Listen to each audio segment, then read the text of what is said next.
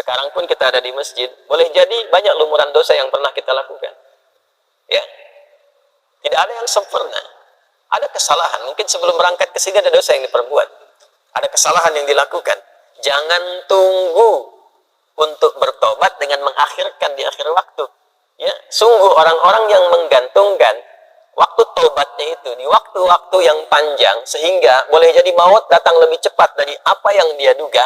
Orang-orang seperti itu mohon izin tidak dapat mendapatkan kesempatan tobat dengan maksimal.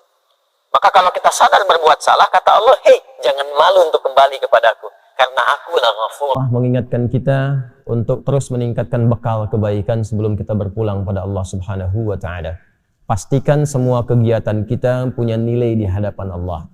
Jangan hanya punya nilai dunia saja. Kalau cuma dunia saja, apa faidahnya iman yang telah kita yakini itu? Apa bedanya antara orang beriman dengan yang belum beriman? Maka pastikan bukan hanya sholatnya, tapi semua aktivitas hidup kita. Makan kita punya nilai di hadapan Allah. Berpakaian punya nilai di hadapan Allah. Berkendaraan punya nilai di hadapan Allah. Semua kegiatan yang memiliki nilai di hadapan Allah itu disebut dengan hasanah namanya. Disebut dengan hasanah. Karena itulah kemudian ketika kita mengerjakan satu perbuatan, seperti saya mau minum misalnya, maka saya niatkan minuman ini untuk mendapatkan ridha Allah. Ya, maka saya katakan Bismillahirrahmanirrahim, kemudian saya minum. Maka kalimat Bismillahirrahmanirrahim itu yang menjadikan aktivitas minum itu punya nilai di hadapan Allah. Minumannya sama dengan yang diminum siapapun. Ya, menghilangkan haus fungsinya. Jadi hausnya hilang, tapi apakah dengan hilangnya haus itu Allah memberikan nilai tidak? Ada amal solehnya enggak? Bismillahirrahmanirrahim punya nilai itu. Itu yang dimaksud hadis Nabi, kullu amrin dzibalin la yubda'u fihi bismillahirrahmanirrahim fahuwa abtar.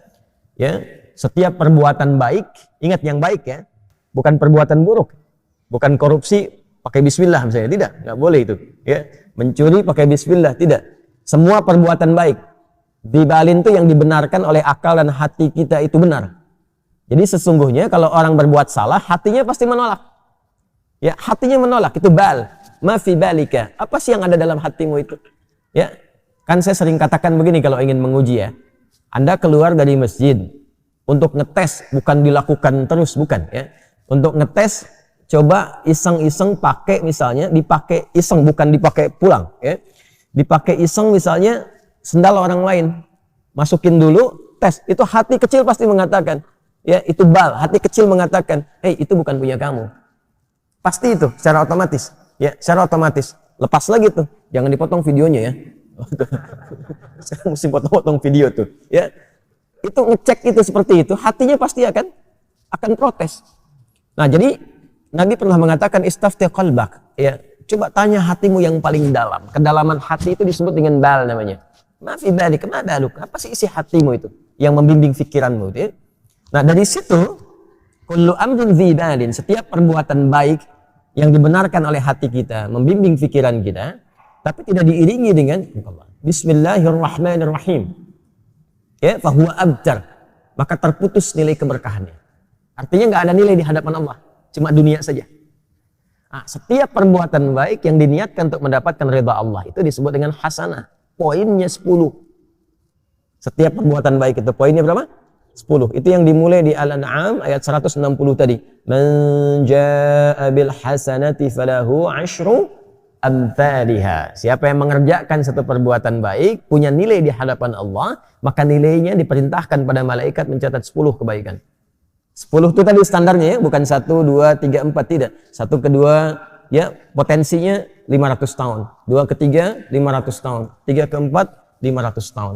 Makanya mengumpulkan pahala itu caranya mudah. Mudah. Ya, cuma nanti kemudahan itu bergantung pada iman. Makanya bab iman, bab akidah itu yang paling pokok. Gitu. Hanya iman yang mampu menggerakkan kita untuk mendekat kepada Allah. Kalau imannya tidak maksimal, sinyalnya nggak kuat, ya boleh jadi tidak akan semua amal itu menjadi amal soleh. Itulah yang menjadikan kerugian itu. Dikasih waktu untuk beraktivitas, tapi aktivitas yang dikerjakan tak ada nilai di hadapan Allah. Karena hasanah ini yang dibawa pulang, bukan minumannya. Ya, ini keluar lagi menjadi kotoran, ke alam kubur nggak ikut. Hasanah itu yang akan dikonfirmasi sampai dengan di akhirat nanti. Jadi di dunia dikerjakan, di akhirat ditampakkan. Itu yang dimaksud di Al-Baqarah ayat 201 itu. Wa minhum man yaqulu rabbana atina fid dunya hasanah wa fil akhirati hasanah wa qina adzaban nar. Kan? Maka di dunia kita mengerjakan itu, di akhirat dikonfirmasi. Konfirmasi itulah yang kita sebut dengan pahala itu. Jadi setiap nilai 1 ke 2, 2 ke 3, 3 ke 4 disebutnya ajrun namanya. Ya, nilainya disebut dengan hasanah. Hitungan 1, 2 ke 3 ke 4 terus disebut ajrun. Di surah At-Tin itu yang paling viral, lahum ajrun ghairu mamnun, ya. Nah, jadi itu yang disebut ajrun, kita terjemahkan dengan pahala. Jadi yang ikut pahalanya, amal solehnya di dunia. Di alam kubur kan sudah nggak ada amal soleh lagi, ya, nggak ada amal soleh lagi. Jadi jangan berharap atau berdoa mudah-mudahan di alam kubur masih bisa tahajud misalnya. Enggak, udah istirahat di alam kubur itu.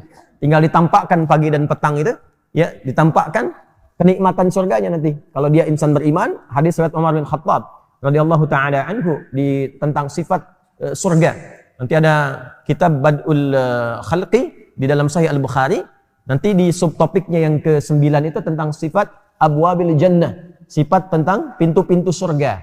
Ya, di hadis kedua dari situ adalah hadis dari Umar bin Khattab radhiyallahu taala anhu yang menerangkan tentang bagaimana keadaan di alam kubur, ya, bagi setiap manusia. Kalau dia min ahlil jannah, ya, in kana min ahlil jannati, jika dia termasuk ahli surga, maka ditampakkan surganya setiap pagi dan petang. Ini nanti yang melahirkan rumusan di antaranya zikir pagi dan petang. Ya, dan nanti ada hadis-hadis lain tentang fadilah-fadilah keutamaan yang mengantarkan ke alam kubur. Babnya iman, ingat. Babnya iman. Kalau beriman, yakini. Iman kita dipertaruhkan di situ dan tidak akan ada ruginya, toh meninggal juga. Ya kan? Toh meninggal juga. Nah, nanti dikonfirmasi saat di akhirat ditampakkan itu semua dalam bentuk kitab kita. Makanya nanti di surah Al-Isra akan dikonfirmasikan, Iqra kitabak kafa bi nafsika al-yawma 'alaika hasiba. Jelas ya? Nah, karena itu disarankan kita mulai meniatkan diri kita sepenuhnya untuk menjadikan semua aktivitas kita punya nilai, menjadi hasanah. Termasuk sholat yang baru ditunaikan. Karena sholat itu ibadah pertama dalam Al-Quran yang disebut dengan hasanah.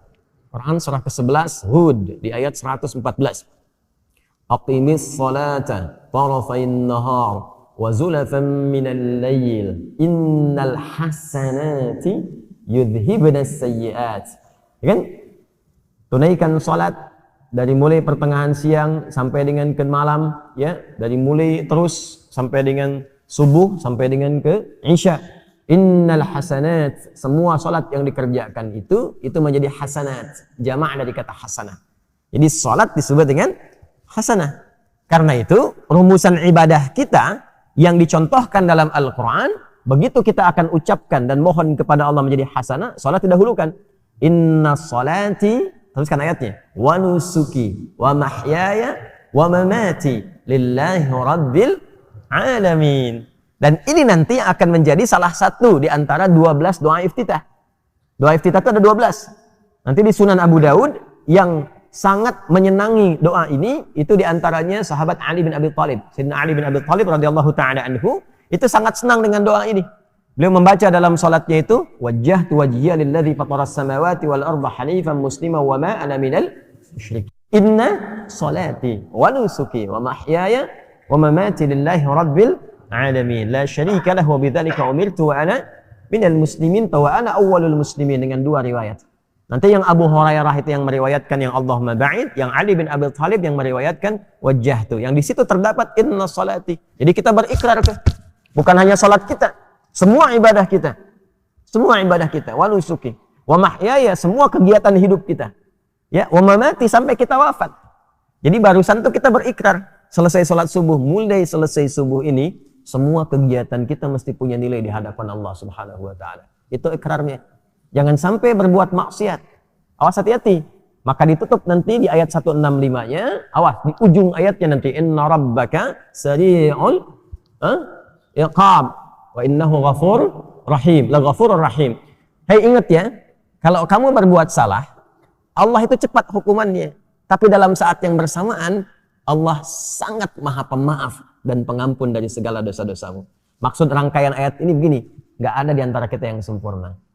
Sekarang pun kita ada di masjid, boleh jadi banyak lumuran dosa yang pernah kita lakukan. Ya, tidak ada yang sempurna. Ada kesalahan, mungkin sebelum berangkat ke sini ada dosa yang diperbuat. Ada kesalahan yang dilakukan. Jangan tunggu untuk bertobat dengan mengakhirkan di akhir waktu. Ya, sungguh orang-orang yang menggantungkan waktu taubatnya itu di waktu-waktu yang panjang sehingga boleh jadi maut datang lebih cepat dari apa yang dia duga. Orang-orang seperti itu mohon izin tidak dapat mendapatkan kesempatan taubat dengan maksimal. Maka kalau kita sadar berbuat salah, kata Allah, hei, jangan malu untuk kembali kepadaku. Karena aku lah Ghafurur Rahim. Sepanjang kau mau kembali, aku akan cepat mengampuni dosa yang pernah engkau kerjakan dan menghapuskannya sampai ketika engkau kembali. Jelas? Tapi kalau sengaja ditunda-tunda atau sengaja berbuat dosa, ada beberapa dosa yang dipercepat hukumannya sebagai muqaddimah saat di dunia. Bukan balasan aslinya, sebagai muqaddimah. Muqaddimah itu pun karena ada rahmat Allah di dalamnya untuk mengingatkan dia supaya kembali lagi. Ya. Misalnya pelaku riba dibuat susah, dibuat hilang, hancur harta dan sebagainya gitu kan. Nah, ada yang dosa kepada kedua orang tua, ya dibikin susah nanti di kehidupan, di pekerjaannya, sulit A, sulit B, supaya sadar. Itu nanti ada di Quran surah As-Sajdah itu. وَلَنُذِيقَنَّهُمْ مِنَ الْعَذَابِ الْأَدْنَى دُونَ الْعَذَابِ الْأَكْبَرِ لَعَلَّهُمْ يَرْجِعُونَ. Ya. Jadi kami akan timpakan, rasakan ya pendahuluan hal kecil, hukuman kecil untuk menyadarkan hamba itu supaya kembali taubat. Supaya taubat. Jadi jangan tunggu dihukum dulu oleh Allah ya untuk disadarkan supaya kamu taubat. Sepanjang kita merasa ada kesalahan, istighfari, minta ampun, kembali pulang, lalu setelah itu istiqamah mengerjakan kebaikan sampai kita kembali pada Allah Subhanahu